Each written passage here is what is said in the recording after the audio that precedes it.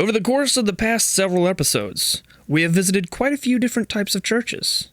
Each one had a different approach to their worship style, and each one viewed Christian theology a bit differently from one another. Today, we're going to unpack our final thoughts on all of these things, and talk about what the implications of these views and worship styles are.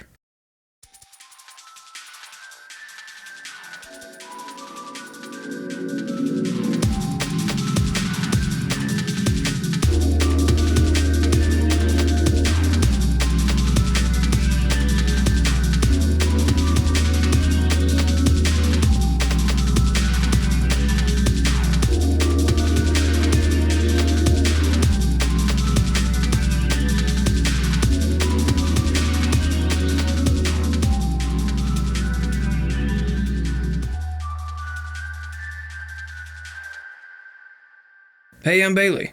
I'm Michael. And I'm David. And welcome back to the Facing the Gates podcast. I'm doing gesticulations today for some reason. I'm feeling it. I'm pronouncing my voice a little bit more. Feeling the jazz It's hands. been a while since we've done one of these. Yeah, so we're actually, we have an outline for this where it's like, we know what we're talking about for once, whereas all the other ones... with the interviews we had the questions written out, but the thoughts after the services were just kind of off the cuff. So it's been it's 3 months since we've done an episode like this. We went, we ate, we thought about it, and then we discussed it. Yeah. Mm-hmm. So it's still pretty fresh in our minds. It's been a while since I've worked on something before an episode. I worked on a tractor today. Yeah. So I worked on my class. It's been I think about 2 weeks since we've done our last church tour visitation thing.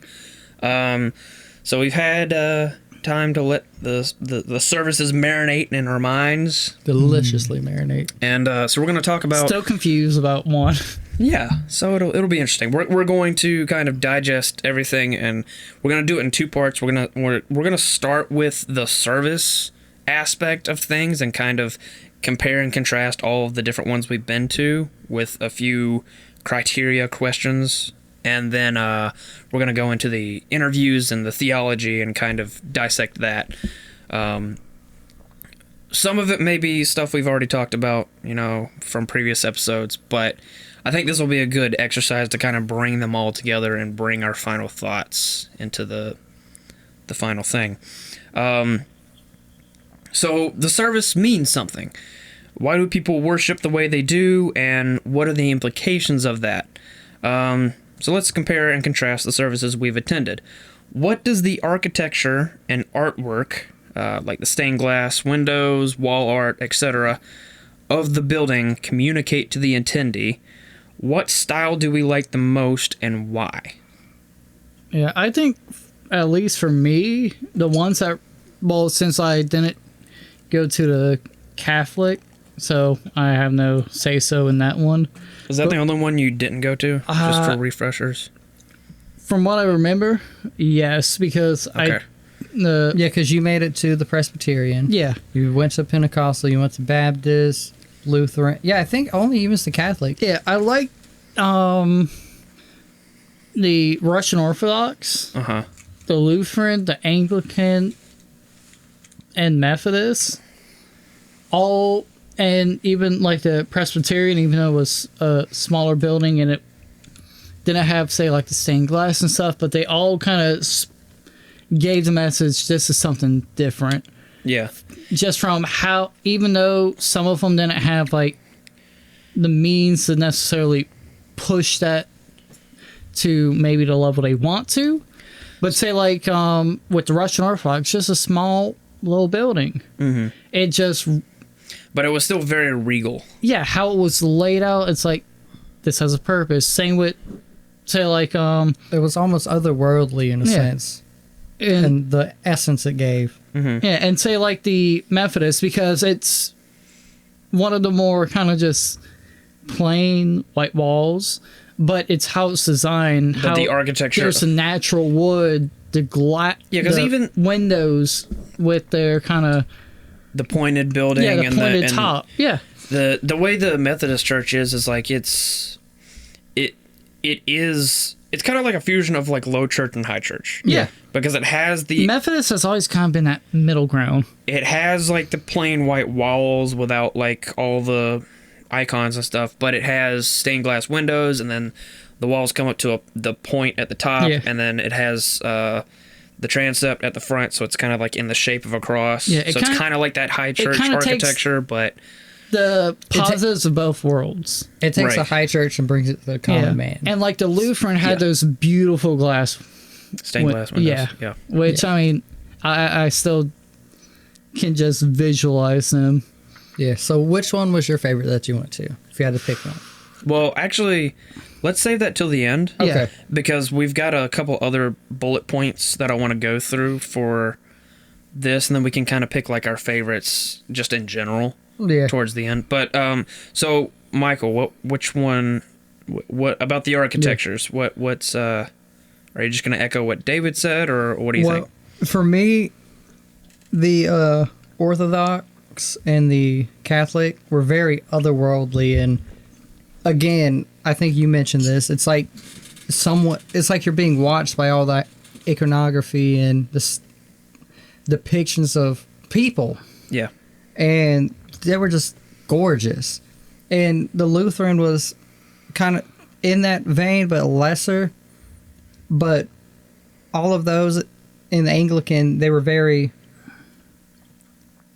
You could tell that this was a special place that was sacred and should be held to a higher regard. These weren't a box that you go with everybody you know and have fun. These were places to come and worship and to reach that higher power. So it kind of seems to me that the further back in history we went with the church tradition, the more historic it was and the more reverent it was in terms of the architecture. Yeah. And the more removed from modernity. Yeah. I think it also has a thing to play with kind of like the mysticism. Because like I forget her name, but as kind of, she asked me how I would... Professor. Yeah, how we unnamed God. It's like, I would view him kind of as an otherworldly kind of mystic power. Right. Even though I don't believe in him, but if I would... That's your conception. Yeah, because it's something kind of metaphysical. Right. And it's like, going into that kind of design, it's like, the purpose behind it, it's not just worldly. Right. Where I do understand where the kind of low church comes from. It's trying to get like as many people into kind of... It's more accessible. Yeah. It's cheaper. It's trying to get to more people. It's kind of a need like you said. to an end. It's like, as a pastor, Mark? Yes. As he said, I'd be wrapping up on stage if it meant more people would come to church. Yeah. So it's... They have very different business models about getting people in church. Yeah.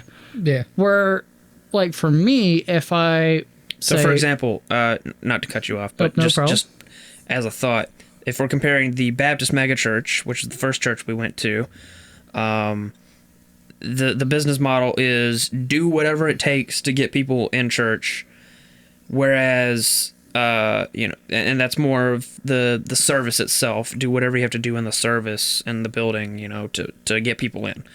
Whereas the Orthodox Church with Father Mark, two different Marks. Yeah. Funny enough. The approach is much. It's more introspective. It's more focus on yourself, and then once you have yourself at a good point, that will draw people in it of itself. Not necessarily just that, but seeing you work on yourself, seeing you work for your community will show, as they said, they do a lot of kind of outreach, even in the local community, and that shows. So it could be like, okay, well, I know they're part of church. What church should I go to? I need to go take a look at that, and maybe I might join, stuff like that. Or like, hey, let me talk to him and ask him. Yeah, and plus, it also ties a lot to keeping traditions and keeping things the way that they've been doing. Because in the Orthodox and Catholic, I can tell that there's a lot more traditions carried forward, a lot Right. more older things. And you can tell that in the architecture, you can tell that in the iconography, you can tell that in the service. Right. Yeah. And so it kind of it's one of those points where the tradition ties into not just the architecture, but also into the scripture. yeah. Yeah, though you could also have that kind of like regular life, like say look in Japan, where there are a few things that like traditional architecture is still prominent in, but it's kind of coming to the wayside, the more accessibility. Yeah. So it both in say religious sense and in a kind of more contemporary sense, they play those both lines. Should we go for more accessibility, or should we stay true to kind of what we need and what we believe in? Yes. It's kind of like the balance between art and making money. Yeah. Oh, It's like do you want definitely. to stay an artist or do you want to make money? It's like these are a scale. It's like a spectrum. It's like these two are opposed to each other. But if we were to swap out art with church tradition and making money with being accessible, that's kind of like the spectrum in Christianity right now. But even from what I've noticed, even in the more traditional churches, it seems like the people of the church have also put in a lot of work Oh, to definitely. make it the way it is and to keep things and repurpose things and refinish, make them beautiful, or even just make them themselves. Yeah. And, And that, architecturally speaking, is more valuable to me. I mean, heck, you would not stop talking about the Catholic Church, where they took kind of what was an old Catholic church with the stained glass and everything and brought it back up to light and make it beautiful again. And just you being just so Mesmerized. Yeah. You just kept telling me about it. Like, as soon as I got off work that Monday morning, you're just like, hey, David, I need to tell you about this. Oh, yeah. Yeah, I gather your first impression of the Catholic Church, just based on the fact that David said you wouldn't shut up about it, kind of reminds me of the first time I went to an Orthodox church. Yeah, and you just got to stand there and awe for a minute. I Yeah. mean, I had me and you both just kind of stood there like, oh my. heck, the Yeah, entire and time. that's why we say, like, in our thoughts for the independent services, just go. Like, Yeah, we're only going to be seriously. able to tell you Yeah. so much. Especially with the more kind of, like, as you would say, high church stuff. There's a lot of symbolic meaning and tradition, and And a lot of nuance. yeah, and unless you go, especially if you would be willing to go, say, more times, you would start to understand it. And as I think Pastor Mark, Father Mark, I forget which he prefers to go by, but you know, Wait, as he's which church are you talking about? Russian Orthodox. That's Father Mark. Father Mark, Yeah. as he said, it takes at least a year or a few years to learn the traditions, and then a lifetime to understand the traditions. Yeah. And it's a lot.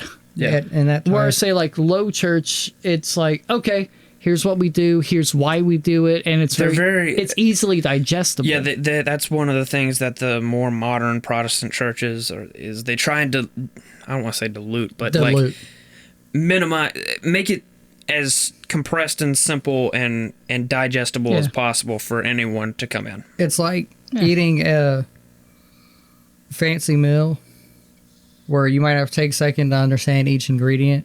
No, it's like cooking a fancy meal where you might have 1,000 ingredients versus cooking something that's simple and good. Yeah. Both are good in their own rights, Right. but one takes a little more understanding of the process to make, and the other is 3 ingredients to throw in a pot. You call it a day. That's a good analogy. Yeah. All right, so let's. I just had to bring in how Michael wouldn't stop talking about the Catholic. Yeah. I mean, the Orthodox Church Very also much the just same. left us kind of speechless. Yeah, that was actually our shortest episode. Wow. It was like 35 minutes. Yeah, because Because we just couldn't put it into words. We were like, it's cool. You should go. End of the episode. And so and what the I would incense smells delightful. Yeah. what I would say for anybody listening who is able to go to these type of churches, go to all of them at least once. I mean, we traveled for a lot of these churches. Yeah, so we traveled Heck, 2.5. We stayed in a hotel and traveled 2.5 miles, Or we got stuck 2.5 in hours. traffic for how long? 3 hours. yeah. We sang 99 bottles on the wall down, and we didn't move, but it was worth After it. messing Yeah. up and starting over, Yeah. it was an experience. Bottom line is, we've put in the mileage to go to all these different churches, and it was a worthwhile experience. And I think that everyone at some point, if this even is remotely of interest to you, you should do the same. Yeah, heck, I'm a filthy atheist, but still, just viewing the traditions and viewing everything, it's nice. I think this has been a very good process. Yeah, but we'll save that. and say final like talk for even later. with other religions, just go once. If it's not for you, fine. But at least I mean, you can sit out. Yeah, But you can understand some of the culture and some of the reasons behind stuff. Yeah, and they're not. I've never felt like I was like not wanted there. Even for times like during communion, if we would stand in the back, it never felt like we were being judged. It was very much they are happy to have you and for you to experience, because even if you don't believe, you're understanding it. right. Yeah, you're learning. Yeah, so I would recommend going to explore your religion. Yeah. I mean, also you're not being educated. It's like you're wrong. Yeah. Yeah. All right, so let's move on to the next one. Music choice. Hymns versus contemporary. Who do you think they appeal to? What does it communicate? And what do we think? I think Well, I'm going to say real quick, the contemporary appeals to your average, how do I say this nicely? Your average Joe? Your average American who doesn't want to separate their religion from the regular life, Your simpletons. who doesn't want to bring the religion into the regular life. Because it's easy to put on a Christian rock album on the drive to work and feel good about yourself. But it's hard to go to church and listen and understand these hymns and learn how to enunciate these hymns and to understand them. It's easy to write a love song to Jesus. It's not as easy to learn all these hymns and what they mean and why they were wrote. Or, I mean, heck, even if you want to, even kind of differing in that mindset, because, like, Christianity is not opposed to, like, modernity. So if you want a hymn with a little bit of a guitar, fine. But it's all about the meaning and the implications behind it. Because, say, like, with modern contemporary, as we've all kind of discussed, it's, as you said, a love song for Jesus. And there's so many Christian albums that I've listened to and not heard the first theological perspective or anything. It's just either a love song to Jesus or a regular fucking Joe song. Yeah. Yeah. So It's all about So the implications. And that's why we prefer, like, the hymnals. Where if there was kind of a perfect, like, adding, like, the new instruments and whatnot, but keeping that kind of meaning and that, The theological perspective. yeah, it would be a beautiful thing. And it's I- rare to find. growing up, I used to just hate hymns because, like, I just thought they were boring, and just at the age range that I was at, and the things that were going on at my church, I wanted more contemporary music. And so when I went to, like, your average mega church and hearing that contemporary music, it was something different, and it was unique, and it was a different experience, a different expression of Christianity. Not saying that it's invalid or anything, Yeah. but now that I'm a little bit older, I do appreciate hymns a lot more because it is so unique to Christianity. When you go into a church and you hear a hymn, you know that you're in a church because the hymn is unique to Christianity. So it sounds like it's something separate from the just rest like of the if world. you were going to go to necessarily a- just the Christianity, but to a spiritual experience itself, because other religions have their hymns or chants. Yeah, but those hymns are also unique to that religion. yeah, But you know what I mean. hymns are like a religious genre. Experience. Yeah, it's essentially. it's a spiritual genre where it's and I mean, heck, So that's what it implies to me when there is a hymn, is that this is something separate from the rest of the world, and that implication carries more value to me now. And I'm not saying incorporating religion into contemporary music is bad, because one of my favorite albums, To Pimp a Butterfly, really struggles with God and with the self and Christianity. I mean, heck, I love Christian metal. I am moved by that, but that's not why I'm going to that album. I mean, heck, my Tumblr But name... you're not going to hear that in a church. Yeah, you're not going to hear that in the church. There's like you mentioned in one of the episodes, there's a difference between like mainstream contemporary Christian music and like worship music. Yeah. That's quote unquote contemporary. Yeah, because I mean, heck, my Tumblr name was As We Were a Sinking Ship, which is a song by a Christian metalcore band. With the lyrics, and the words when you're silent, and I'm an atheist. Yeah, so you're not gonna hear metalcore in contemporary Christian church. I would go definitely if that was the case. It'd probably be a themed church if they did. This isn't me bashing any Christian musicians, because I like a lot of them. But that's a different thing. In my opinion, if you're like going to some butt rock festival and you're listening to Skillet, like that's different than going. We've heard Skillet live before. Yeah, they're pretty good, not gonna lie. I mean, I saw Red live and they were pretty cool too. Yeah, but so I mean that's something different than going to a mega church and hearing whatever artist they're gonna have there. Sing a love song that was just changed to fit Jesus in it. Yeah. Basically. And so, well, not necessarily. Remember, not all of them were that way, though. Yeah. Like when we went to the Baptist megachurch, like that was one thing I noticed, is that they tried to not do that. But some of them were. Some of them were, yes. Yeah. Yeah. And just remember, you're not making contemporary music better by doing that. Yeah. As St. Gill said, you're not making rock better. You're not making Christianity better. You're making both worse.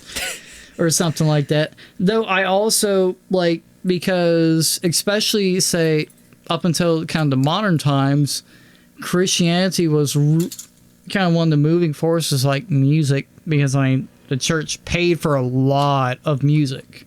Yeah. And that's where like the tritonus, the devil's chord or whatnot comes from, which is a misconception. Well, yeah. But so for me, so what are the implications of the different types of music? To me personally, I feel like the hymnals are more reverent and more outreaching to a higher power, where contemporary music, you can just blank out for the whole time. It kind of blends in with everything else. Yeah. Where the way I look at it, God is supposed to be separate from everything else because he created everything. And so by diluting down his message and to make it easier to digest, you're losing a lot of it. And you're losing what makes Christianity special. You're losing what makes Islam special. You're losing what makes each of these religions special. And that's the culture. By making it accessible, you're diluting it. And I get why they do it. Yeah, I understand. I mean, the appeal of accessibility is strong because you want people to be saved. Yeah, I think it's also kind of a main thing about like conviction, because anyone can put like 4 chords on a guitar and sing a song. Where I do prefer, say, hymnals, but say like a underground metalcore band that's almost preaching to you, and you can tell by the conviction in their voice and how much energy they're putting towards that, you can kind of tell this is what they mean, this is what they're trying to tell you. Yeah. It's also about conviction, and say like with a choir, it's just the human voice, which is kind of what God gave us. I mean, God gave us also the mind to play instruments and whatnot, but the voice is something special. Yeah, but also in that connotation. When you bring Christianity into contemporary, you also bring in a lot of people who are in it for the money. Oh, to say the least. And so that's, again, one more reason where I'm not a big fan of contemporary Christian music. I'm not going to put that on. If I hear that when I'm walking down the street, I'm not going to stop and appreciate it. If I hear a church singing a hymn as I'm walking by the street, I'm going to stop. I'm going to take a second. I'm going to listen. Even though I'm not a Christian, that's moving. Yeah. And that is true conviction in my eyes. And Yeah. so I will say, for me personally, I prefer the hymns. I think they're more... Some churches did hymns better than others. Yeah. Yeah, No doubt. but I mean, no matter what, if someone's doing a hymn, even if they can't keep a tune, it shows that they're really about it. Yeah. Because it's like, I personally don't really care if someone was off tune or if everyone was off tune. It's like, okay, they're about this. They believe and they're not afraid to show it. All right. And plus, it creates Sorry. that level of separation. Yeah. Because when you're speaking to God, you're supposed to have that level of separation from the world. You're supposed to take that time and to communicate. Whether you're praising, whether you're praying, that's supposed to be a separate thing Right. from your day-to-day. It's Gotcha. like you can talk to God constantly, but can you communicate with Him constantly? You can't. You got to take your time out of your day and do that. Yeah. All right. Cool. Let's go to the next one. What is the role of the congregation in the service? I think it very wildly differs. Oh, yeah. I think, like, the mega church and the Pentecostal church, the congregation was much more involved with, like, clapping and that kind of thing. They I were mean, a crowd. And honestly, the beginning of each service had like the congregation kind of singing or doing something, and then after that point, that's where it varied differently. And then you had, but like... also in say like the Lutheran or the Lutheran, the Anglican, Catholic, it's the like Anglican, the pastor's kind of a part of a congregation, and honestly. the Orthodox, where there was like the call and response type thing, where that was the role of the congregation, was to kind of... And it kind of felt like the pastor, the father, whichever, the priest. the priest, it kind of felt like they were part of the congregation too. They're on a level playing field with us. Yeah, I agree that... I don't think that's a specific bullet point I have on here, but actually, yeah, that is the next one. Cool. Never mind. I just looked down. Yeah. We'll fuse that with this one. What is the role of the tie pastor in the service? What is the role of the pastor in the service? One thing I did notice is basically what you just said is in the more ancient historic services like Catholic, Orthodox, and Anglican, the priest in that case felt like a part of the congregation more. Yeah, it felt like they weren't there just the priests were there to worship. They were leading, but they were at the front, they were leading, but a lot of them had their backs turned to us, so that symbolizes them also being subservient to God like the rest of the congregation. Yeah, or like... Whereas, like the Baptist church and the Presbyterian and, the more contemporary. Yeah. More contemporary has it kind of facing towards us. They're up on a stage. They're facing you. It's more of a show. The Presbyterian wasn't so much of a show, but I mean, just having the pastor or priest facing you is a completely...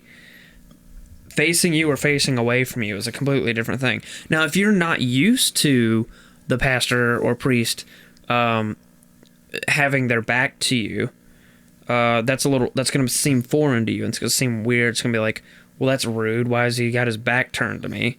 Yeah. But it's not necessarily turning your back. But it's kind of joining the herd. Right. It's putting a different message forth. Yeah, a shepherd doesn't always face the herd. A shepherd also leads. Yeah. And so in leading, you're a part of the herd. And also one thing I noticed with the more traditional is there would be times where they were either constantly moving and doing something, like with the incense or bringing the gospel down, or they'd be sitting and observing too. Usually quietly, hands in their laps, focused. They were as much getting the message as they were giving the message, is what it felt like. So Father Mark sent me a video.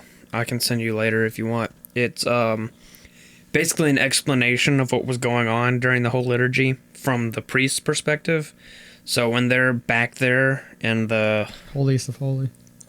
The area that symbolizes the Holy of Holies. I don't know what it's actually called off the top of my head, but he's doing stuff during the service back there. He's blessing, making prayers. I noticed, like, whenever, like, the doors were open or you could get a glimpse, you're like, okay, he's doing a lot of stuff back there. Yeah, he's not just standing there. Yeah. Which is different compared to, say, like the Lutheran, where it's like if the pastor isn't really doing something, he's just kind of sitting off to the side. Yeah, he's sitting and he's kind of taking in everything. Or the Catholic where they have two fathers. Priests. Yeah. Well, I think they have multiple priests at the Orthodox Church. I need to double check this, but I think it's typical for them to have multiple priests in the Catholic and the Orthodox.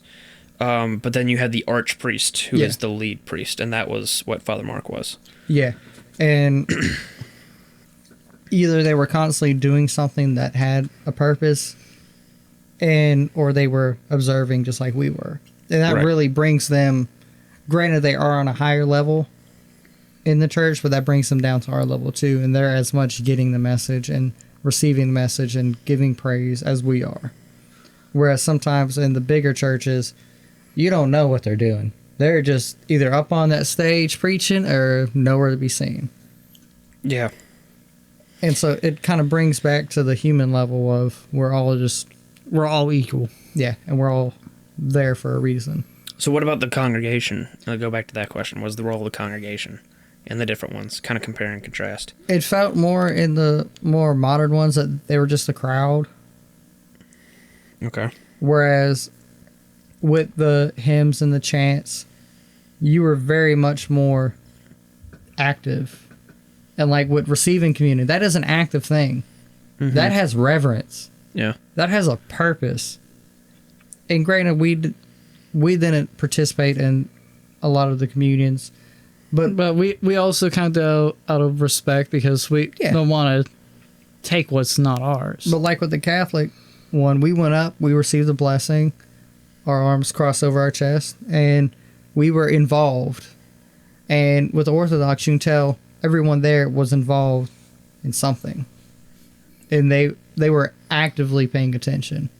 Yeah. And so I think the more traditional, the congregation takes a more active role. That's one kind of hard line I'm noticing is you have your churches that have like hymns and a more reverent service, and then you have your more modern services that aren't quite as reverent and use more contemporary music. And that divide is very vast. Yeah, and even between like the Presbyterian church and the Baptist megachurch we went to, there's a vast divide. It's almost like a binary, honestly, because of the way the service is held. Yeah, and that's like even with the Methodists, we were active because there was a moment in time where everyone just wanted to greet everybody. Right. And it wasn't just you could sit down and just zone out for an hour and then leave. Yeah. Granted, you could do that. Right.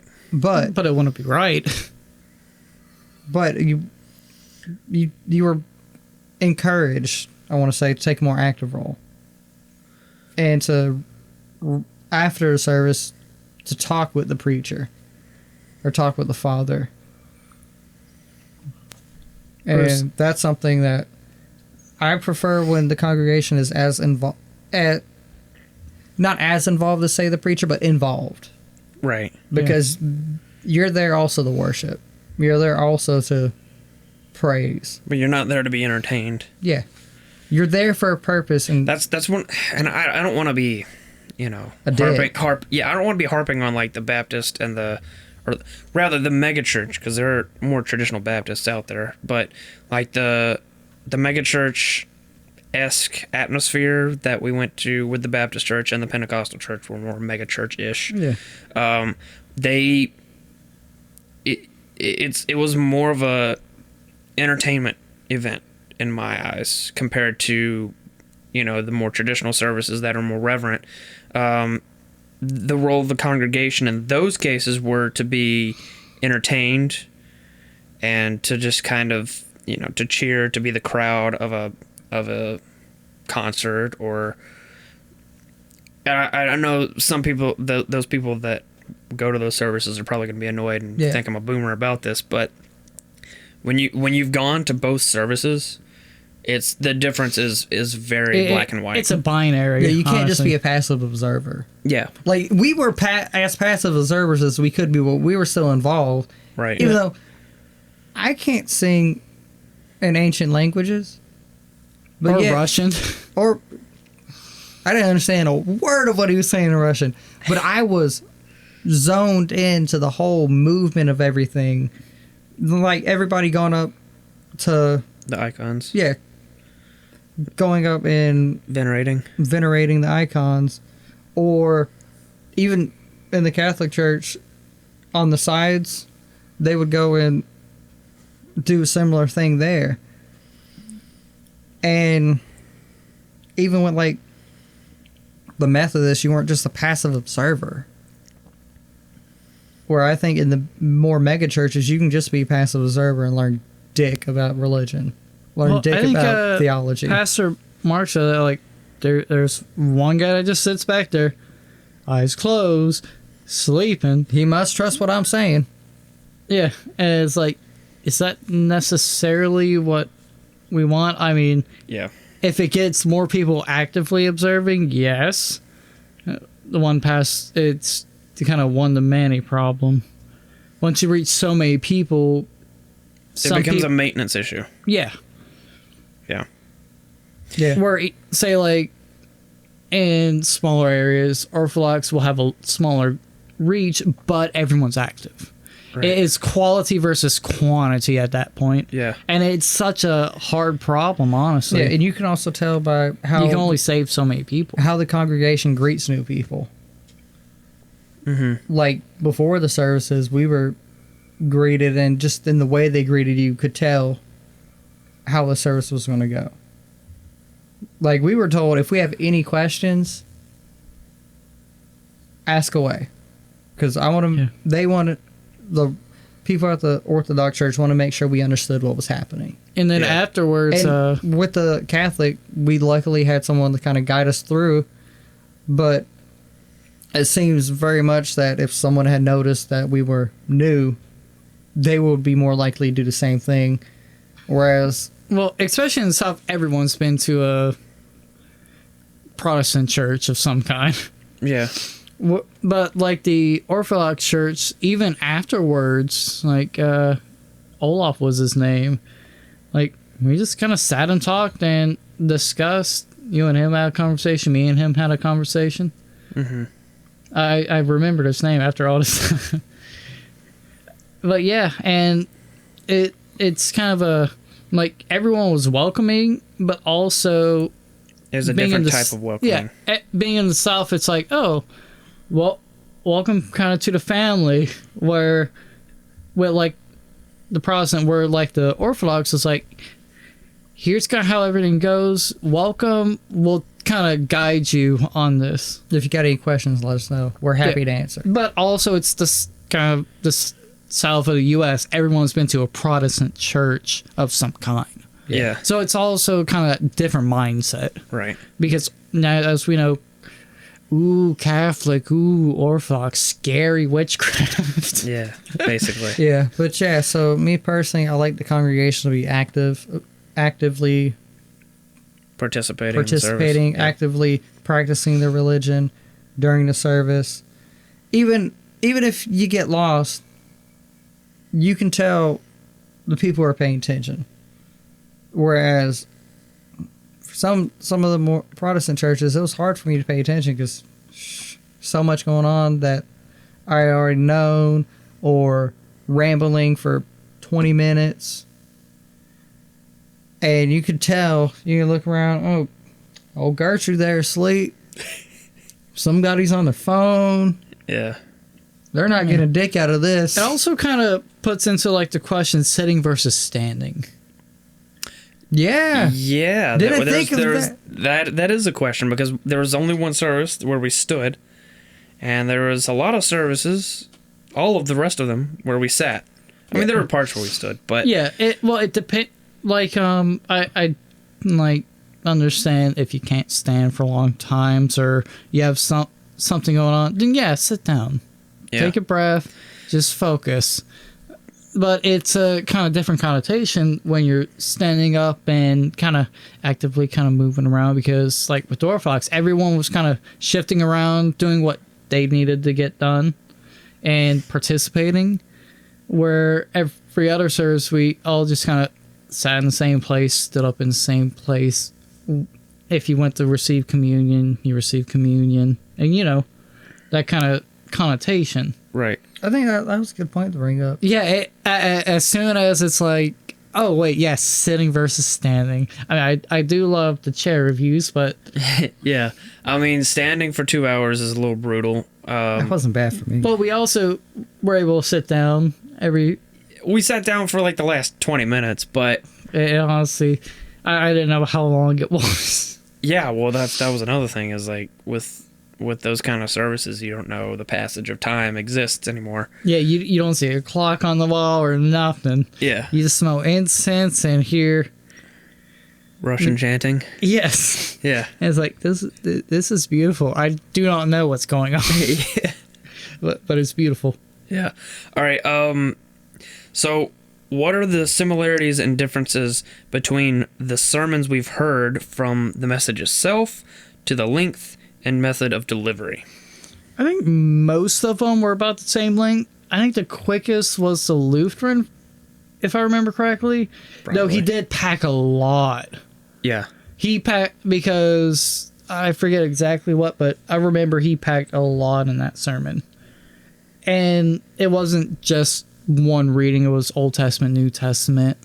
I think the longest was the Orthodox, even though it was more so the preparation for communion and everything, at least from The what... sermon? Well, not the sermon, But but... we're speaking on I'm talking sermon about the here. sermon. Oh, let's see. Yeah, I think the Lutheran was still the quickest, but maybe... I feel like the longest for me personally, and I don't know the time amount. It just Pentecostal. felt the longest.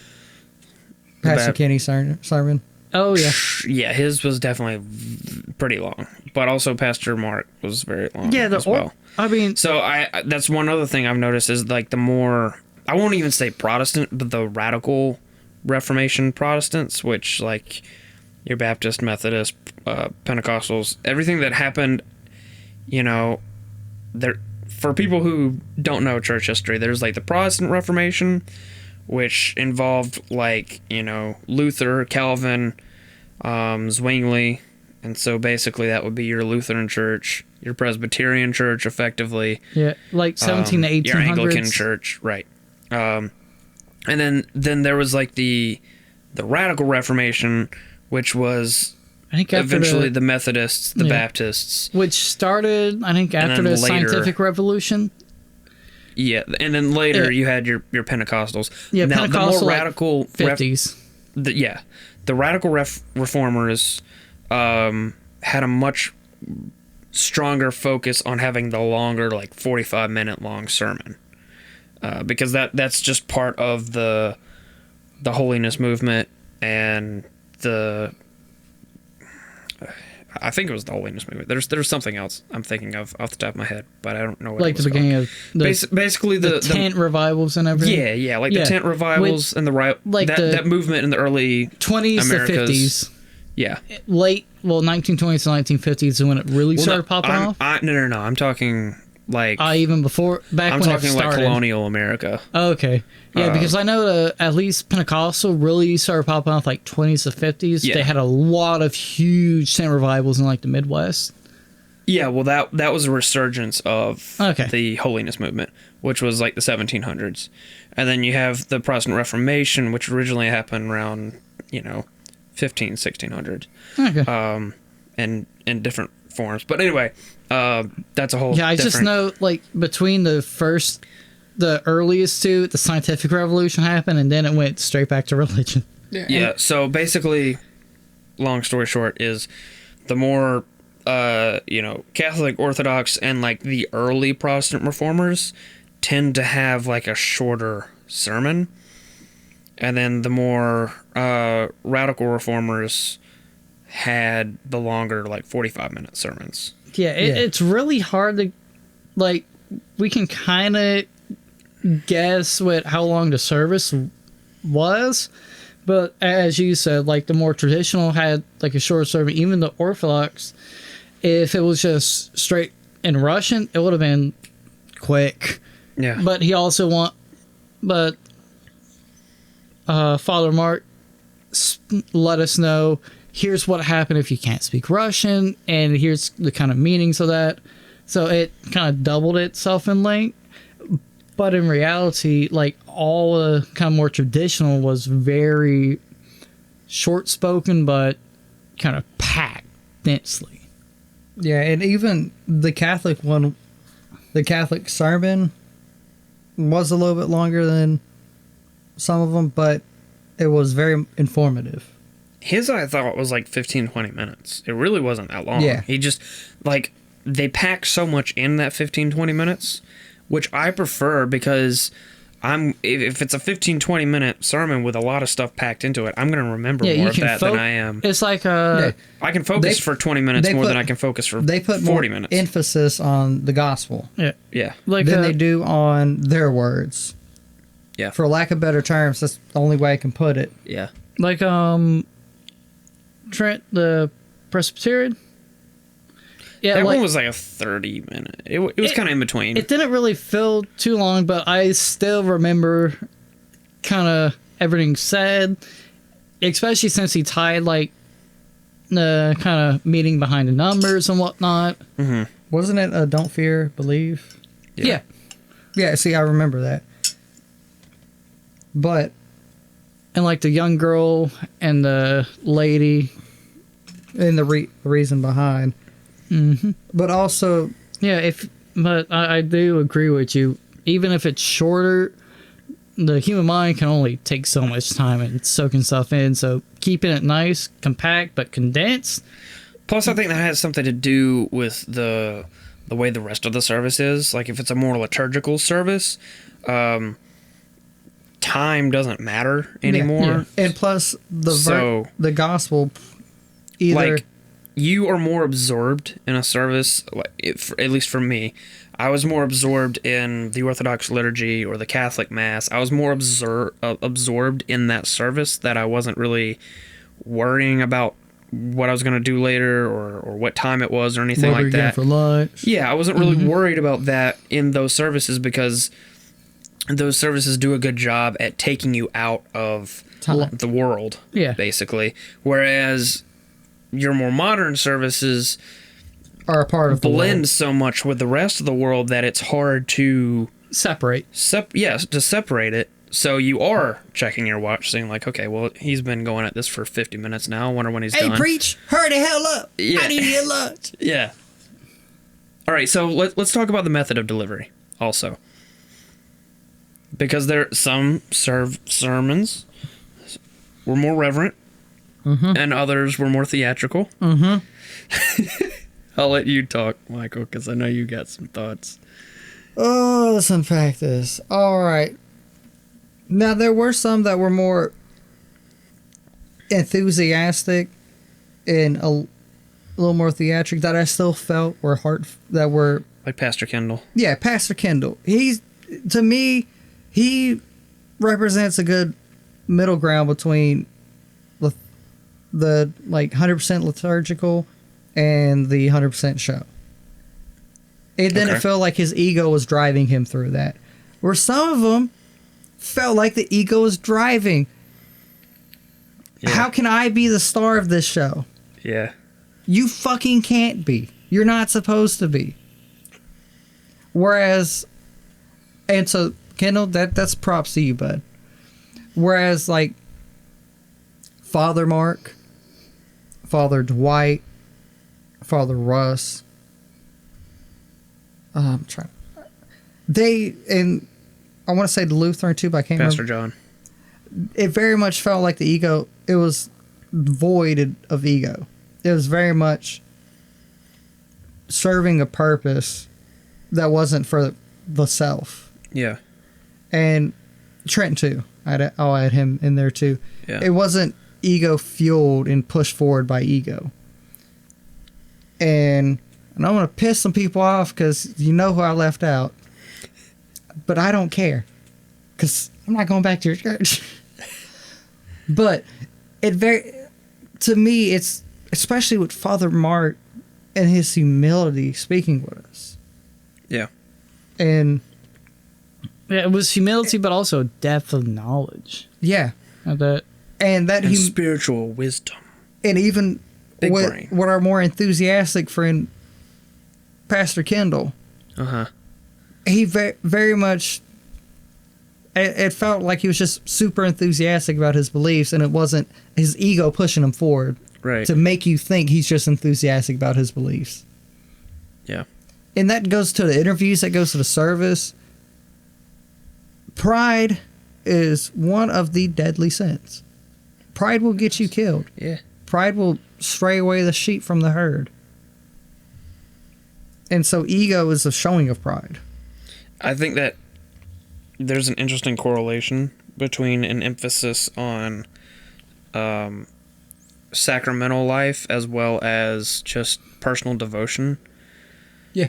So the service, the more historic sacramental traditions have a more a stronger emphasis on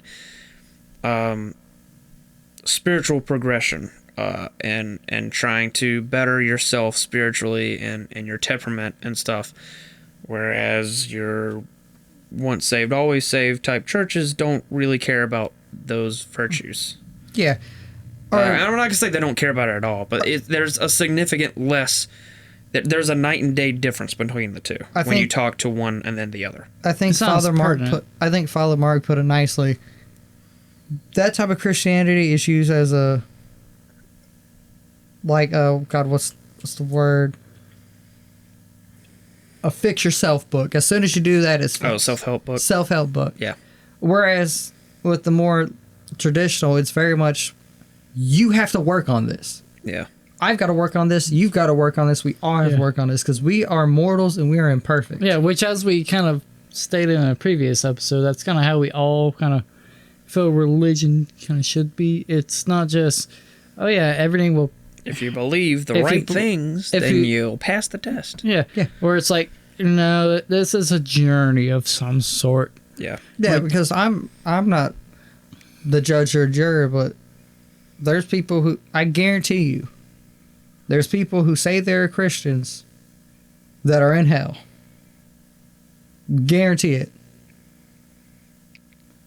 And I guarantee you, there's pastors who have said they are of the religion that are in the same place, not necessarily due to their belief, but due to their pride and their ego that they push forward and the false connotations and messages that go forth through that. Because pride's a very evil thing if you let it be. Yeah. And so for me... And if you're a demon, hypothetically speaking... you go for the mass. I mean, if they're already in the church, then what do? You go after their leader. The wolf in sheep's clothing. Well, not just the leader, but you go after who has the most, and then you get the leader, so you get the most people. Yeah.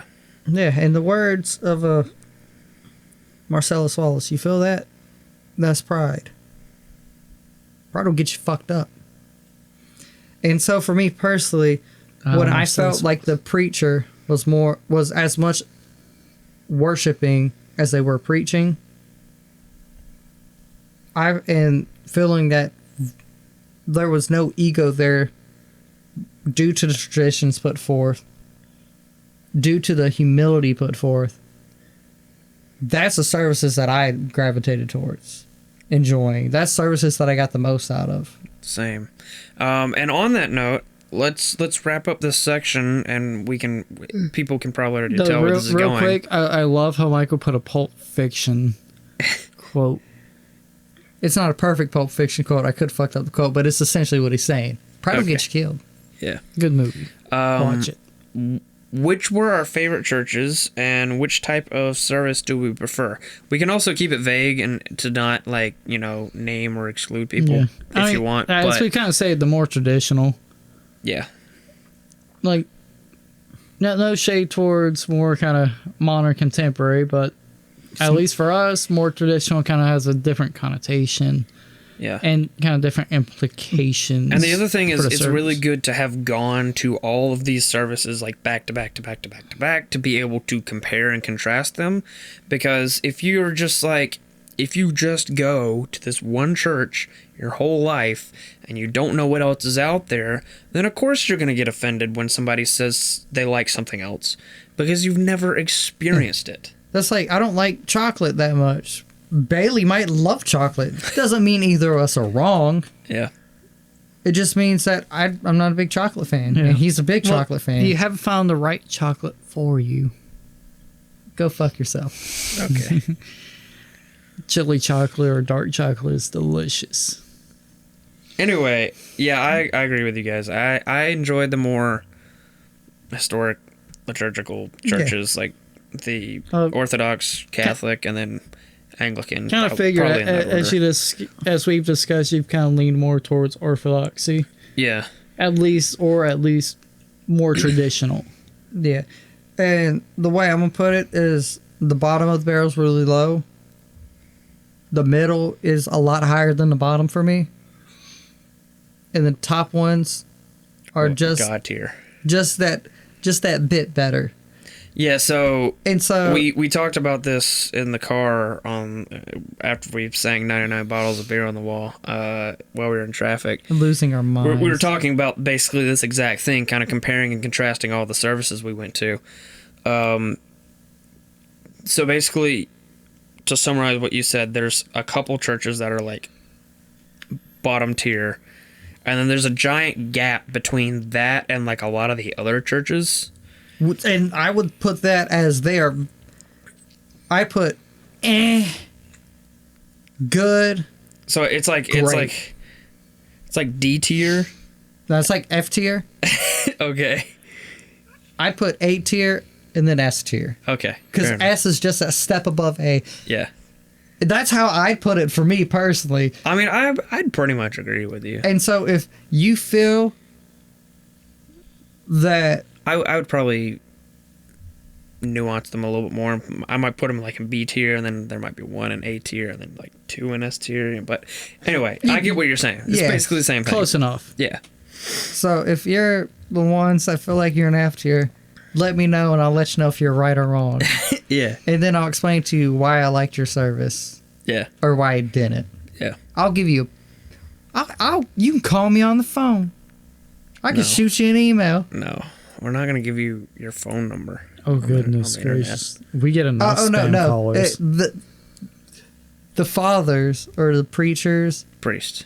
priests, they'd have to reach out to us. So if you feel Oh, you're talking about them. I thought you were talking about like the people that go to those churches that want your number. they can leave a comment and I'll respond. Okay, yeah. I'm gonna add his number to a bunch of spam calls. Just so we can. Dude, I get ain't so gonna many have his spam number calls. much longer, so All right. But yeah, so if you happen to be feeling offended right now and you want to know if your church hit the mark, then shoot us an email and I'll Yeah. let you know. Yeah. I'll let you know why it did or why it didn't. But yeah, I'm leaning. Yeah, I don't want to slander anybody. Yeah, I'm or not anything. saying That's any not- churches that's the- are bad. We just have to compare and contrast what we have, like what we've been to, Yeah, and, so and it's, given what we've experienced, like these are our opinions. And if It's- you don't like them, I'm sorry. yeah, it's not a bash on your denomination. Yeah. Yeah. It might just be a bash on you as a person. Wow. Onwards. Rude.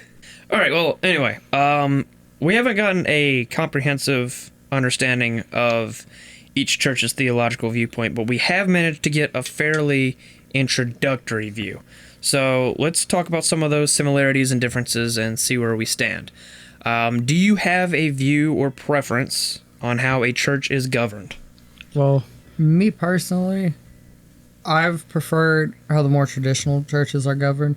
With like a bishop and like a hierarchy, basically. And, well, like regional, where if there's checks and balances.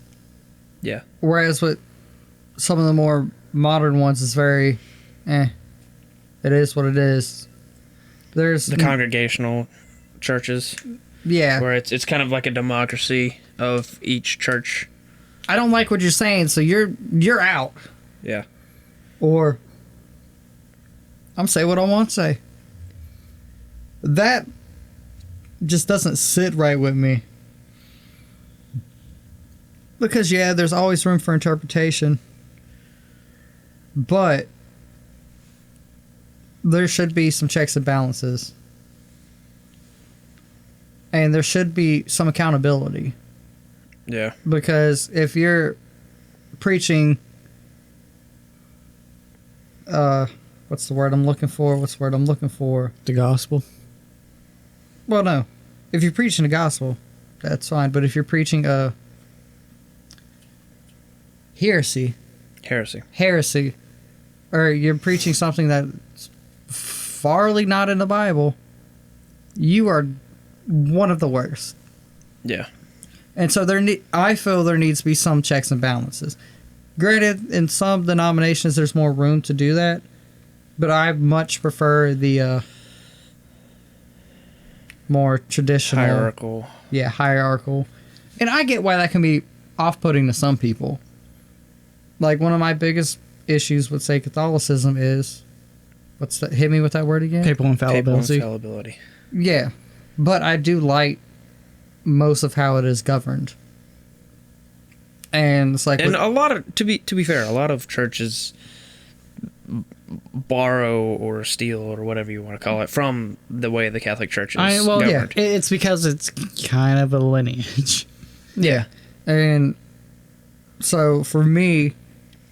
Like, for example, the Orthodox Church is basically governed the exact same way the Catholic Church is governed, but without a pope at the top. You have a council of bishops instead. Yeah, and see, for me, personally, knowing that what is being said is going to be theologically sound and also isn't going to mislead anybody, and that there's accountability there. Yeah. And I know that the hierarchical stature can draw some people off, but there's a reason it's there. Yeah. Just like in the U.S. government, we have, granted, they don't always work, and there are shortcomings, but there are checks and balances that are supposed to work. They work as much as you let them. Yeah, I agree with you. Yeah.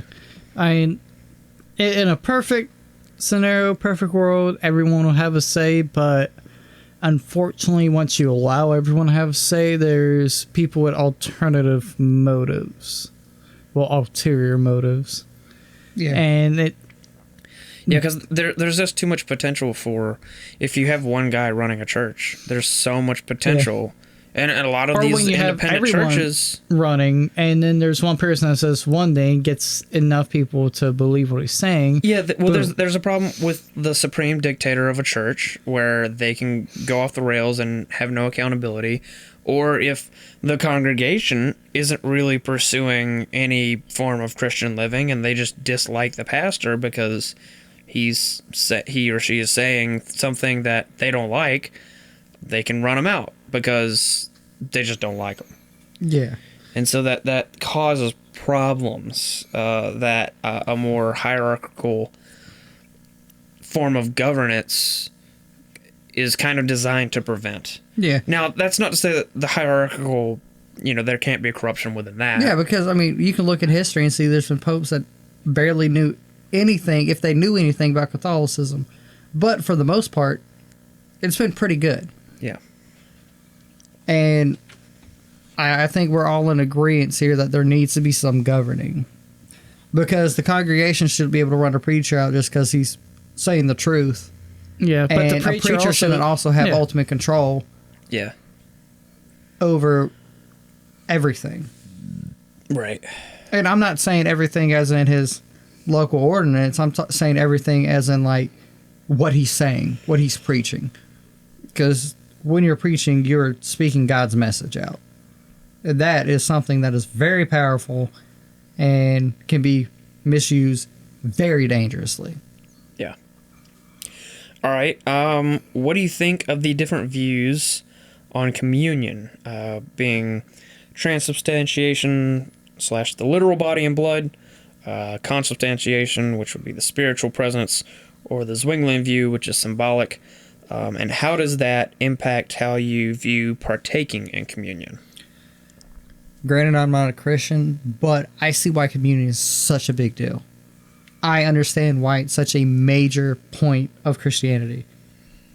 And me personally, I think it should be done every week.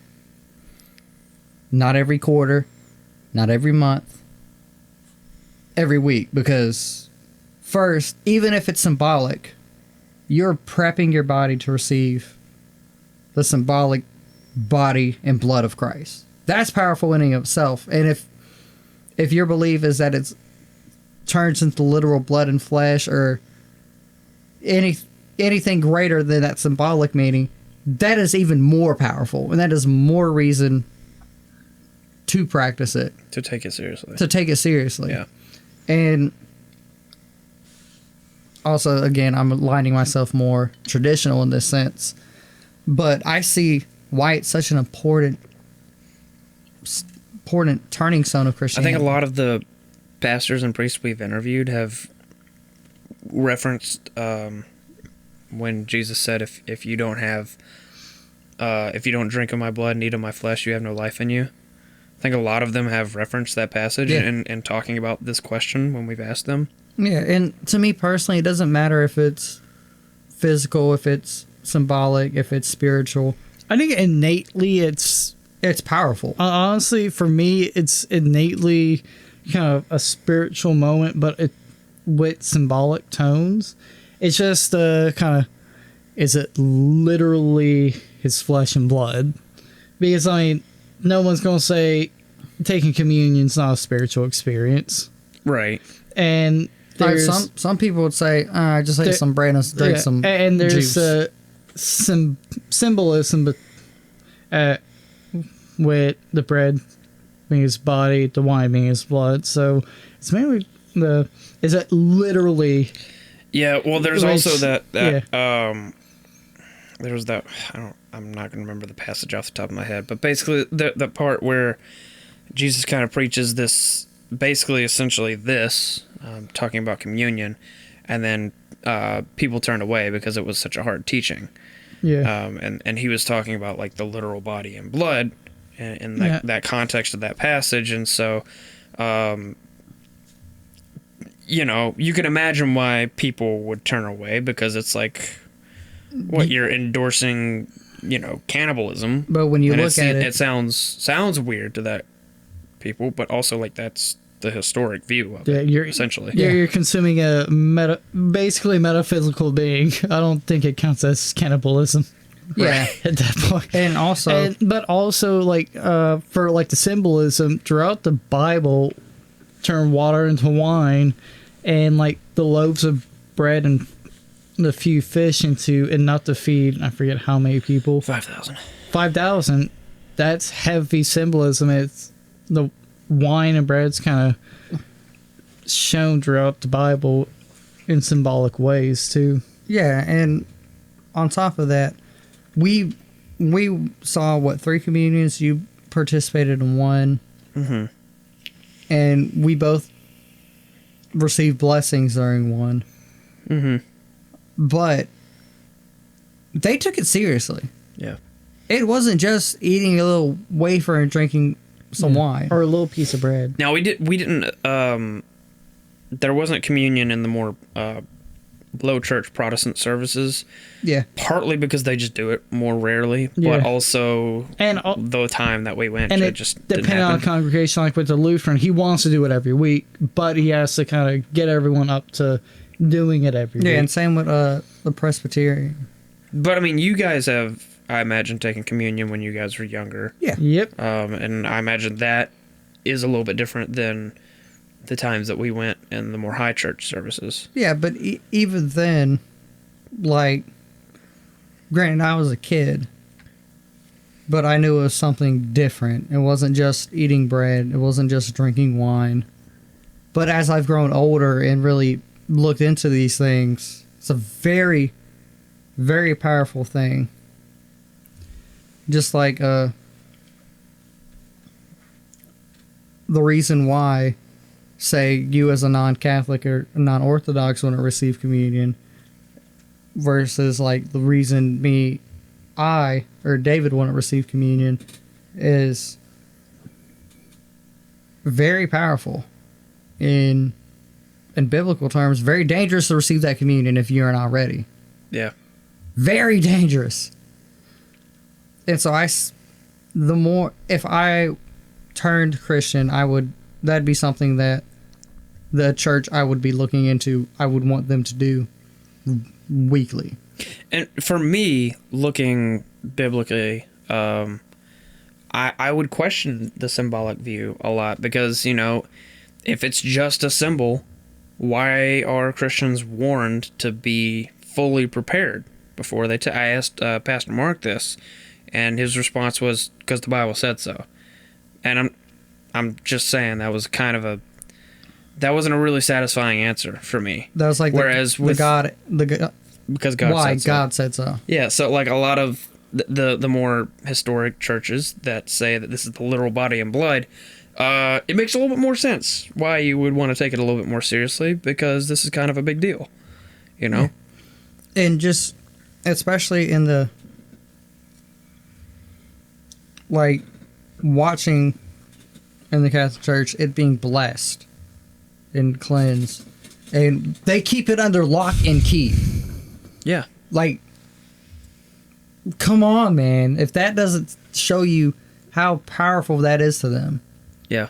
And same with the Orthodox, the reverence they show for that and the preparation. The whole service is a lot of the service is preparation to receive the Eucharist. If a service has that in it, in such an important role, it means a lot. Yeah. So I'm personally undecided on that whole symbolic versus literal debate, but being that I'm leaning Orthodox, they do believe it's the literal body and blood, but they don't believe in transubstantiation, which is basically the Father Dwight told us, it's kind of the philosophical understanding that it is being transformed into something. It's kind of basically that without the metaphysical explanation, the philosophical explanation for how it happens. It's more a mystery, and they try to not explain things that they don't know in the Orthodox Church.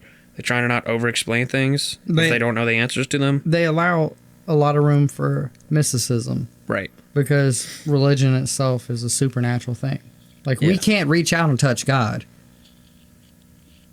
But if he wanted to, he could reach out and touch you. Right. And me personally, obviously I'm not Christian, so it doesn't matter to me, but I respect and understand why it's held in such high regard and why it's such a big point of Christianity. Yeah. And that's something going through this has even brought forth even more. Asking that same question to all the different pastors and priests has been very illuminating to how they each view those things. Watching the care and the preparation just to bring it to the people. Yeah. All right, so the next thing would be the importance of the sacraments/ordinances, which differed between the different churches we visited. The key difference being, as Pastor John said, that ordinances are obligations, whereas sacraments do something. And the number of sacraments differ depending on where you go. What do you think the implications of these different views? What do you think the implications of these different views are, basically? Can I ask you to do me a favor? What's that? Break it down a little more for me. The ordinances being ordinances slash sacraments, they're basically the same thing. They're referring to the same things. The terms just mean different things depending on where you are. But this would be like baptism, the Lord's Supper. These are the universal ones across all of them. Mm-hmm. And then you have confession for the Lutheran, Catholic, and Orthodox. Anglican, and Orthodox. And then you have, like, I'm not going to remember all of them off the top of my head because I'm not. Yeah, but like holy orders, marriage. There's two other ones I'm not remembering off the top of my head. But anyways, those would be the sacraments. And then in your more radical Reformed type churches, they're viewed as ordinances, which are things that are just obligatory. You just have to do because Jesus said you do them. And the sacramental view is that you do them, yes, because Jesus said do them, but also because they actually do something supernaturally, spiritually. So what are your thoughts on that kind of thing? I mean, like let's take marriage for example. Of course, there's legal married. We all know that, and we all witness that. But there's another thing to be spiritually bound, which is what marriage comes from. Mm-hmm. And to me, those are two different things. One, to me, holds a lot more weight than the other. Legal marriage holds dick to me. But to be spiritually bound to somebody through, not your government, but your higher power, that's a strong implication. Yeah, I also think that, especially with marriage, most people don't see them kind of as powerful as one should. Because, if everyone's like, if you were stuck with one person for life, do or die, you're not going to just marry anyone.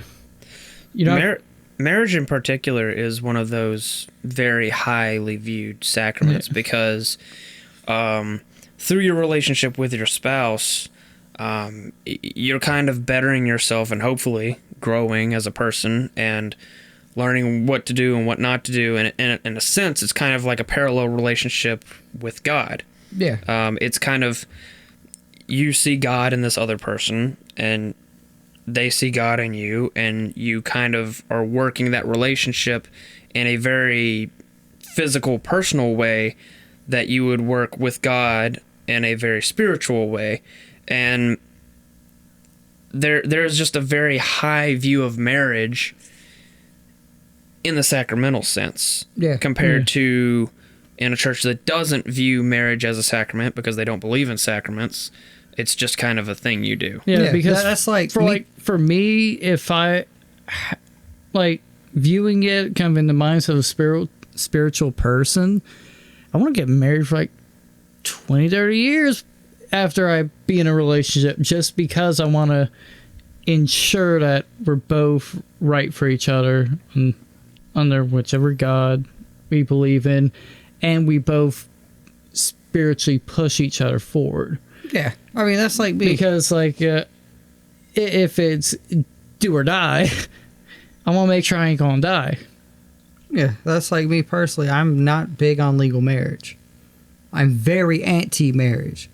But spiritual marriage, if you guys are on that same page, and when you say till death do you part, you mean it, all the power to you. Because I view it, if you're going to get married to someone, you should take that shit seriously. You shouldn't get married after 6 months being together. You shouldn't get married after a year being together. You should have time together and to know the other person in and out. To be more than just a girlfriend, boyfriend. And I think that's an issue that we see with a lot of more modern Christian takes is, I can tell you 5, 6, 7, 8 marriages that have fallen apart. Shoot, 10, 20 probably. And it's because they didn't take that seriously. They didn't really think about what being married is. It's more than just legally married. It's being spiritually tied with another person till death. And even if a religion believes in divorce for certain reasons, you should still go into it with that mindset of we're together forever. We're both a physical team and a spiritual team. Okay, so to verify this, I looked up the other two sacraments. Boom. There's chrismation, which is in the Catholic and Orthodox Church. I'm not sure if I think the Anglican Church does it as well, because they have the 7 sacraments. Basically, after you're baptized, you're chrismated, which is being anointed with oil, holy oil. And that is when they believe that the Holy Spirit is descended upon you, basically. And then penance, which is, when you do your confessions to a priest, they kind of give you something to do to repent for what you've done, basically. Like, say your Hail Marys or... Right. So those are the other two that I forgot earlier. But basically, in a more sacramental view, it's a more holistic view of the soul. It's a much more... It's a greater spiritual care than I don't want to be pejorative, but honestly, it's too simple to say the Lord's Supper and baptism are the only things that matter. Yeah, or their ordinances even. Because then why would God create all these other things? Why would we? And even to the churches that don't view something like marriage or penance or confession as a quote-unquote sacrament, they still value those things. Yeah. They just don't put them in that spiritual category. So I feel like those more radical Protestants don't have the resources for that spiritual growth that they want you to do, but they just don't. They just don't have it. Because like with the anointing with oil, it's like that's tied to baptism. Yeah. That one's probably the easiest one to do, because it's like once you're baptized, you kind of welcome in, and then once you're anointed, then the Spirit's pretty much within you. Yeah, but I can tell. I also think, me personally, a lot of Orthodox, by the way, just because this is some random thing that I know. I don't know Let why. it out. The Orthodox chrismate you immediately after you're baptized, whereas the Catholics wait until you're of the age of reason to chrismate you. Yeah. And so that's a contentious debate between the two, but anyway. Yeah, though I also kind of feel like with baptism, at least in my view, it should be once you're at the age, the reason, so you can make that choice for yourself.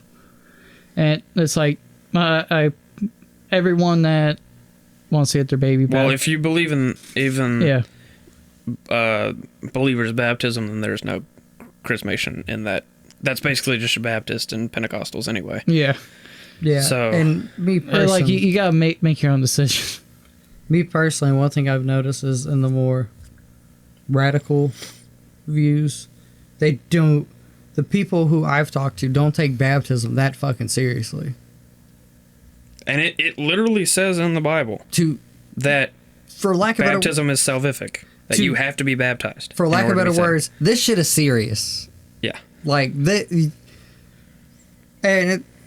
obviously I'm not the one to say who gets heaven, who goes to hell, but, like, you should really take baptism seriously. Just like you should really take being married in a church very fucking seriously. You don't do it just to do it. Yeah, that's one problem I have with modern evangelical Protestants is there's just a lot of stuff that they don't take seriously that they should. And there's a lot of things that are in the Bible that they either clearly misinterpret or teach it outright wrongly to support their theological presuppositions. And I don't know. That's a whole broader debate, and we'll probably talk about it in future episodes to some degree. But that'd be like me. That's what's drawing me away from modern day That'd be like me going to a church and getting baptized right now. It wouldn't mean shit. Yeah. And I'm not going to disrespect a whole You religion. can just go to a pastor and say, "Yeah, I believe this stuff," and then Shoot, play it off, and then could they'll do it. baptize you. I could do it. Yeah. But me being the person I am, I'm not going to disrespect someone's beliefs that way. Yeah. But I feel like a lot of people disrespect what they say are their beliefs that way. Yeah, or Because at least they're under the societal and cultural pressures to do so. yeah, Because it's also one thing to not believe, but it's one thing to be kind of pressured and just by the expectations on you to believe, to have some sort of belief. and tying this to the interviews, like with Father Russ, I never felt like he was pushing me to be Christian. He wanted me to be because that's what he believes is the truth, but he never pushed. Father Dwight never pushed. Father Mark never pushed. And I wasn't wrong. I mean, obviously I'm wrong, but they understood and they listened and they wished the best for me instead of putting societal pressures on me to become Christian. Right. That's the difference. Yeah. And so I see how seriously they take Christianity. Yeah. Just to kind of wrap up this section before we move on to the next one. Before we get in a whole circle. Yeah, I just, like, I understand why Protestants, like the more radical Protestants, object, well, really all Protestants except for Anglicans, reject sacraments. It's because they want to get down to the nitty-gritty, what is the bare minimum essence of what you need to believe to be saved.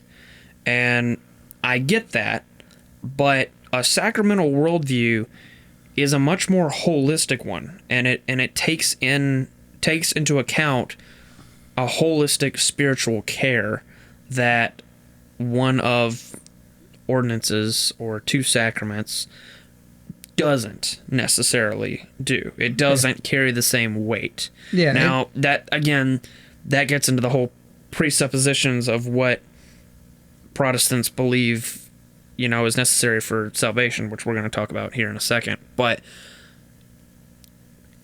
if you take out the question of what is required for salvation, I see more value in having sacraments because it, like I said, it takes care of all these different aspects of your spirit and helps you grow as a person and in your spiritual walk. Yeah, because to grow as a person is also growing your spiritual sense. Even for someone who, like myself, doesn't have a religion, just has a blanket term that can fit many different people. One of my personal goals is to grow as an earthly person and a spiritual person. And if there's no reason to do it, why do it? That's what it all boils down to me. And so when I see these sacraments and I see the things that these people do for these sacraments and the effort and their spiritual essence they put into it, that means a whole lot more to me because they're living the way they're talking the talk and walking the walk. Right. That's like what taking communion serious. If you take that shit seriously, you're not only talking and talk, you're also walking it. And you're giving it the respect it deserves. Yeah. So that's essentially what it boils down to me. So I see more value in the sacramental way. And that's not saying necessarily that any Protestant's wrong from my point. But yeah, I see more. I agree with where you're coming from. Is like, Yeah. We're not trying to say one's right, one's wrong. We're just saying there's more, in our perspective, there's more value in a sacramental view. And so, And whether whether that's right or wrong, that's subject to debate. Fair enough. Listen to the interviews, come to your own conclusions. we're not going to do your know own until we're homework. dead. Yeah, we're not going to come to conclusions and say like this is what you ought to believe theologically. That was not the objective of this. This was the objective of these interviews and this episode is to give you a basic understanding of what they believe and why, and tie it all together, and tell you what we think, and you can do your homework and you can come to your own conclusions. Yeah. This is not for us to, slander this group and then praise this group. That, like, I know that sounds like what we're doing. We're trying to be as non-biased as we can. We're trying to pull we'll talk about what we can pull from it, basically. Yeah, and our perspective.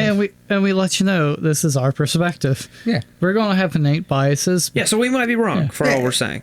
I'm not trying to say anyone is, if I disagree with you, then you're wrong. In most of the places we went and we interviewed, they didn't tell us who was right, who was wrong. They just gave their perspective. Right. Yeah. Now, some said what was right and what was wrong. Yeah. But 90% just gave their viewpoint. And that was the point. Wish us all the best. That was the point. When you have all these episodes, you can go and see what the different viewpoints are. Yeah. All right, so let's move on from that one. So for the last part on this section, do you think we've received contradictory views on soteriology, which is how we are saved, or do you think we have received a more cumulative case, which would be like the faith versus works debate thing? One thing I noticed in the more traditional churches is that faiths and works are not separated. Yeah. Your works happen through your faith, for lack of better words. Not because, I should do this because it's a good thing to do, but instead of thinking that way, it's more, let me help this person. Because they are moved by their religion. They don't move through their religion, for lack of better terms. They're not trying to win God over. Yeah. They're doing it because they want to be a good person. Right. And because in that sense, it's like C.S. Lewis said, it's like two sides of a pair of scissors. Yeah. It's like they're not separate things. You kind of need both. They both work together for a greater. Right. I think Father Mark put it in the best way. The right hand shouldn't know what the left is going to do. Yeah. I think that was very powerful to me. Because instead of thinking about all the good things you can do, you just do it. Yeah. You don't have to do it because it's what God would want to do. You do it because it's what should be done. We'll probably talk more about this in a future episode, and it's probably going to piss some Protestants off when I say this, but I think the faith versus works distinction is an unnecessary, arbitrary distinction to be made. Because you can't work your way to heaven. No one claims that. Yeah. I mean, the people. On the other hand, faith without works is dead. Right. This is one of the things that frustrates me about certain Protestants. Is they will strawman Catholics and preach it to their fellow Protestants as if this is what Catholics believe, but it's not what Catholics believe. They will say, Catholics believe in works salvation. We interviewed a Catholic priest. He does not believe that. A very well-traveled, very knowledgeable Catholic priest. And he said it explicitly. We believe that they are two sides of the same coin, effectively. Yeah. So I think it's an unnecessary, arbitrary, philosophical, intellectual debate that is completely worthless and bankrupt. And all your little what would Jesus do fucking bracelets mean jack shit. I don't know. That's just one of the things that is oh, well, because it leads to so many absurdities in Protestantism, in my eyes. Because so many Protestants are like, oh, well, that's work salvation. If you're trying to do this to do whatever, no. But who's the one doing most of the work salvation? That's the fucking problem. And then it gets to really nitty gritty, fine tuned of well, is faith a work? And it's so utter, it's frustrating. But the same people, dumb and irrelevant to me. The same people who would say exactly what you're saying are the ones trying to work their way to heaven. Yeah. Is what I've seen. Whereas someone like Father Dwight, Father Mark, Father Russ, if they do something It's not them working to get to heaven. It's them being a good person. It's them living a Christian life. So in my mind, it's not a faith versus works battle. It's not like either faith is what gets you to heaven or works is what gets you to heaven. It's both. Both perpetuate each other to help you on your sanctification. It's not having an emphasis on either or, but having an emphasis on both together and having a right understanding of how they both relate to one another. Because if you put too much emphasis on one or the other, you end up in an unhealthy spiritual state. Yeah. And that's all I'm going to say on that. Yeah, I mean, well put. Because they're supposed to kind of work together and synergize and perpetuate each other on your path to sanctification. Right. Wow, David, you've learned a lot as a filthy atheist. Well, I mean, you put it quite well there. Because I mean, I also think that one man should help another, so... And you know my viewpoint on what I want to do before I die. So it kind of falls similarly in line. I don't want to be a dick. Yeah, and I want to make sure people taken care of. The same ones that would say that this religion or that religion or this denomination, that tradition, are works to be saved, are the same ones that are trying to do works to be saved. Then that's what I'm going to leave it at. All right, well, as we're wrapping up this episode, which has been... Actually, one more thing. Oh, go ahead.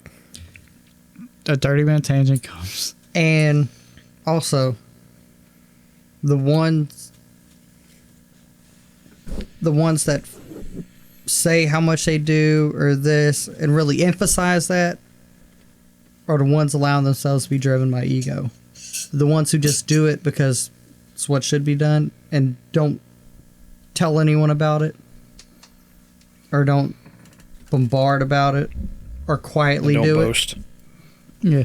Well, I think it's one thing to be The like, ones that here's what we take do. the ego out of it. And I think it's one thing to be like, hey, here's what we do versus we're doing this, we're doing this, we're doing this, we're doing this. You know, it's like letting, you know, like, here's kind of what we're about. Versus, It's one thing to do it and not publicize it, and it's another thing to broadcast to the world. Yeah. Hey, look what we're doing. Someone's interested, and it's like, yeah, here's what we do. If you'd like to join in, be welcome. Yeah, that's versus, yeah, we're doing this, we're doing this, we're doing this.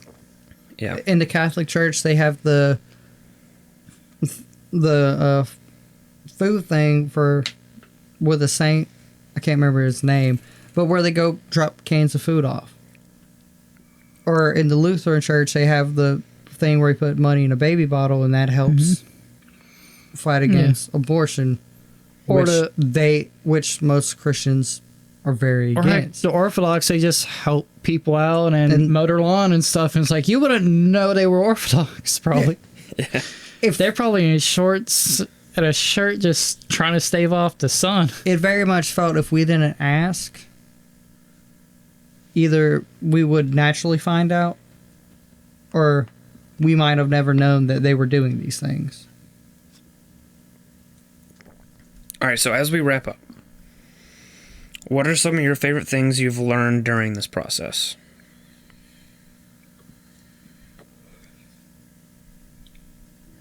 One of my favorite things is the appreciation of the more traditional and exploring all these different denominations and traditions. Because I had never been to an Anglican, Presbyterian, actually maybe I've been to a Presbyterian, Lutheran, I'd never been to a Catholic, never even thought about it. Ooh, Catholic. Never been to a Russian Orthodox. And learning and appreciating each of these different theological perspectives and understanding why, and sitting with each priest and talking to them and creating that dialogue and understanding where they're coming from, understanding where my hesitations are, and kind of giving me a better understanding of Christianity in its vast differences throughout the traditions and denominations, but also the similarities. And it's really gave me more of an appreciation for the more traditional stance and made me appreciate hymns, made me appreciate the iconography, made me appreciate the architecture even more, and the history and the care that goes into these things. That's one thing I've learned, is how much care goes into these things. Like with the Eucharist. Watching the preparation really talks to you on a different level. Walking into these different churches and just being awestruck at the care and the countless hours that went into making it the way it is.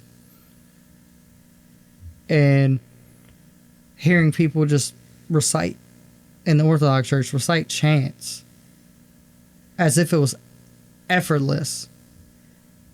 As if they've practiced it a million times. Or in the Catholic Church, the choir and how on point they were. It's really made me... Orthodox with their choir. Yeah. It made me really appreciate all these different perspectives and kind of get a better understanding. And that's what I've enjoyed the most. Because, yeah, I'm not Christian, but I can still appreciate it. I can still understand the beauty within it. It has made me really look at how, in some ways, Christianity is viewed as these few denominations which are in the public eye. But there's a whole world outwards of that. Like, I didn't know we had a Lutheran church in Aiken. I didn't know about the Presbyterian church we went to. I didn't even know there's an Anglican church anywhere near us. Yeah. Russian Orthodox was a whole foreign thing to me.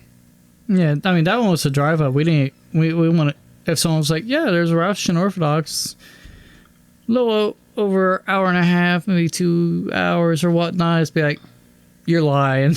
Yeah, and I know that's... I mean, Catholics, well, Catholicism's big enough that, yeah, there's probably one. Like, Russian Orthodox is like, dang, I didn't know that. And I know it's a pretty broad answer, but really it's made me look into these things and try to understand them more and create more of a ground to build upon and to create these dialogues. Because, yeah, I might not subscribe to any of them in a spiritual sense, but by understanding them, I can be guided further. And I can appreciate different things from each one of them. And I think that's been the biggest thing for all these interviews for me. And just conversations we've had, the history, the answers we've been given, and the welcoming we've been shown as outsiders. That to me really has been the biggest thing. So I know this is a pretty broad answer, and that... No, I mean, it's a good answer. Prior to doing this series of episodes, I'd been to basically a couple different forms of Baptist churches, and the Greek Orthodox Church. And that was pretty much all of my... Which, by the way, those are two completely opposite, different... You had, like, almost a literal binary. Yeah, those are very opposite you didn't ends run of the spectrum. gauntlet. You just went from one side to another with viewing the Greek Orthodox and your experience with Baptist. But basically, I'd known, like, a little bit about the other denominations and stuff. And to me personally, there's just, in my own journey, there's been some that I'm more interested in and some that I'm less interested in. So just as a natural result of that, there have been some that I've looked into more than others. So it was good to kind of go to these different services and meet with these different pastors and priests, and hopefully it wasn't redundant for people to hear the same questions being asked over and over again. But that's also that was the point. Yeah. Is that you get the different answers the beauty for the is, same questions. The beauty is like in the difference. It's not about us sitting there talking. It's kind of like a control group for the questions, where you can kind of see where those similarities are and where those differences are. And I mean, we did very questions depending on the denomination based on the kind of what we know and what we. But for the most part, specific it was questions. yeah. But most of it was kind of the same stuff because we wanted to know. Yeah. So we wanted to know how each church viewed these things, if they viewed them the same or if they viewed them differently, and yeah, they're kind of hot topics. Yeah, I mean, and it's not comprehensive or anything, but it's a good introduction point for anyone looking into any of these things, and hopefully it'll be a good resource for people looking into it. If nothing else, it's good stepping stone for us on our journeys. Yeah, because I'm not expecting David to be a non-atheist. No one's expecting me to concrete my views, and I'm not expecting you to change, but we all have this moment together, and we all have these experiences. I'll be converted into whatever religion before Michael makes up his mind. And I think that's the beauty of it, is these shared experiences and these shared dialogues. Yeah, well, it's been good. I think it's been good for all of us to go to these different churches and share our thoughts, and ironically, we pretty much all agree on everything, despite the fact you would not think it, but an atheist, an agnostic, and a Christian pretty much all agree on everything about the services. Even when we differ, we all kind of have similar thought process and similar methods of action. Yeah, and it's it's healthy to disagree. Yeah, but it's also healthy to have the understanding of why we disagree. Like, why would I disagree with, say, the Pentecostal viewpoint? It's healthy for me to have that experience and have that conversation so I really understand why, and not just go by what I've been told. Right, yeah. It's like, so that was mainly what it has been for me, is just kind of like you said, the broad answer of just comparing and contrasting them all on basically this episode, everything we talked about is why.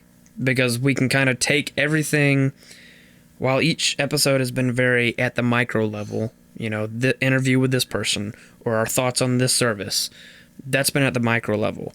This is the more macro, taking all of those things into consideration and being able to kind of look at them and analyze them piece by piece and by denomination, and having that experience in and of itself is just a massive learning process and a beneficial experience. And also another thing to me is, I know if I ever have any spiritual questions, say about Christianity, you have resources. You can contact these people. Yeah, these are just normal people. Just they might be of a higher level in the church, but they are more than willing to answer. I feel I could go to a service and ask, "Hey, when are you free? I got some questions. I'd like to talk to you." And all these people would welcome me in. Yeah. And we might disagree politically. We might be in different socioeconomical classes. We might disagree religiously.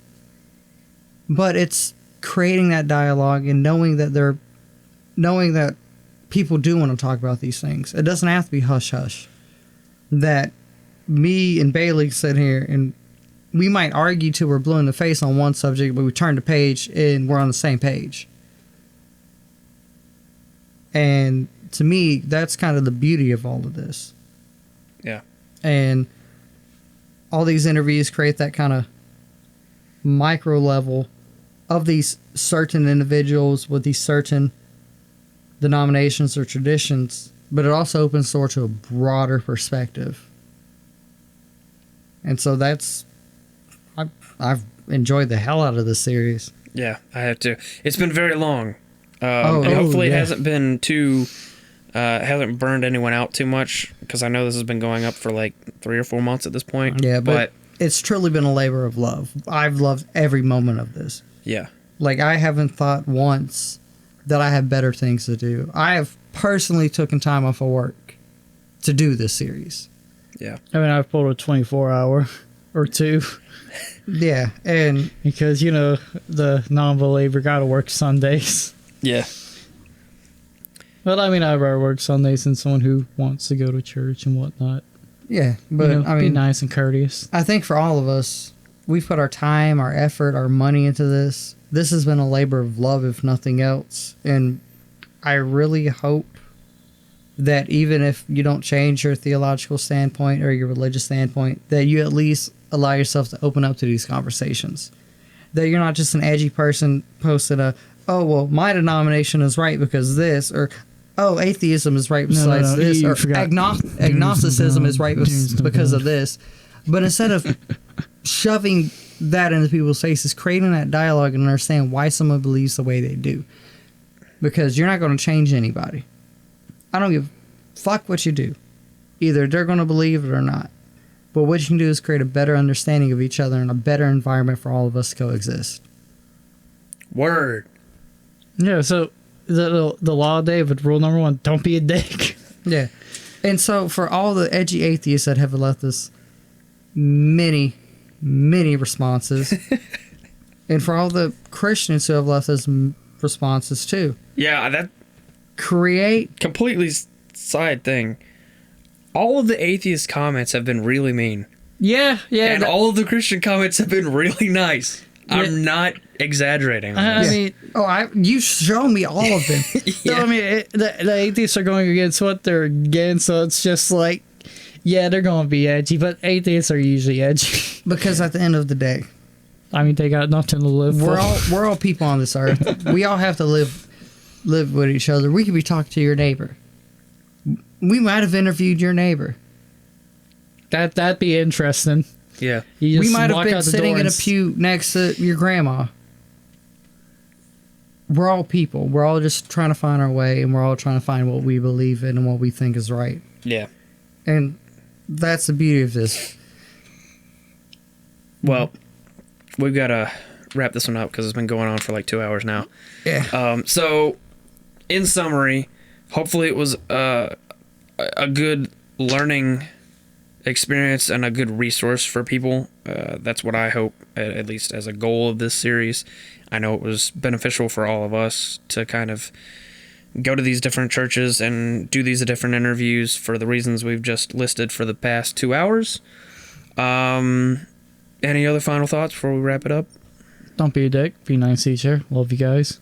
Go to, if you are interested in these things, connect with your local churches and do what we did. Yeah, all right. Because, that's all we did. Is or if we you find emailed something them. You're interested in and you want to take a little trip, take the little trip. Who cares? We just emailed them, and we did this. Yeah, and they reached out back to us. Like, it's very much we asked them, and they brought us in. They took times out of their days too. Yeah. And like, they might have been able to do a million other better things, but they chose their time to throw into this as much as we chose for our time into this. And all of them have been very kind and charitable and very willing cordial to answer the questions, and all of them have been respectful and thankful that we've even done the interview, and we're thankful that they did it. So it's just been a good time for everyone involved. And it's all the preachers who have reached out back to us have all been super nice. Yeah. And have all appreciated what we've done and what we're trying to do, and respected our viewpoints, even if they might be viewed as absurd or anything. They respected them. And so one final thing I want to say is thank you to every priest that has allowed us into their home, into their church, welcomed us with open arms, and had this conversation. Because at the end of the day, without them, we would just be three guys in front of a microphone. Yeah. I think this has been very beneficial for these conversations for us. Yeah. So, also, before we end this episode off, I forgot to mention this in the original recording, so I'm putting this here in post. If you were interested in learning more about any of these denominations that we've visited, I'm leaving 2 links to playlists in the show notes. One of them is to a channel called 10 Minute Bible Hour, and the other one is Gospel Simplicity. Both of these were kind of inspirations for this series, and they provide video tours and interviews with pastors and priests in their local areas. So if you're interested in learning more, definitely go check those out. All right, well, I think that's been about it.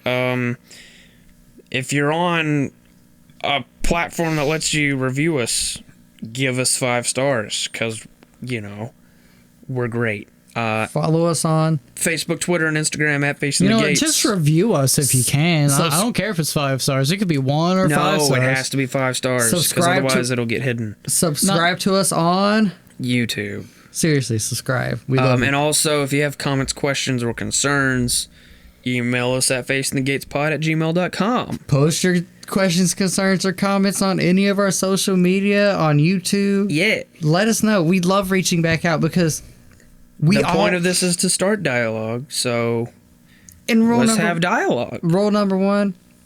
And share the podcast with your friends if you can't review it. And rule number 1, don't be a dick. Yeah. So anyway, it's been real. It's been fun. It's been real fun. And we'll see you guys next week on Facing the Gates podcast. Yeah.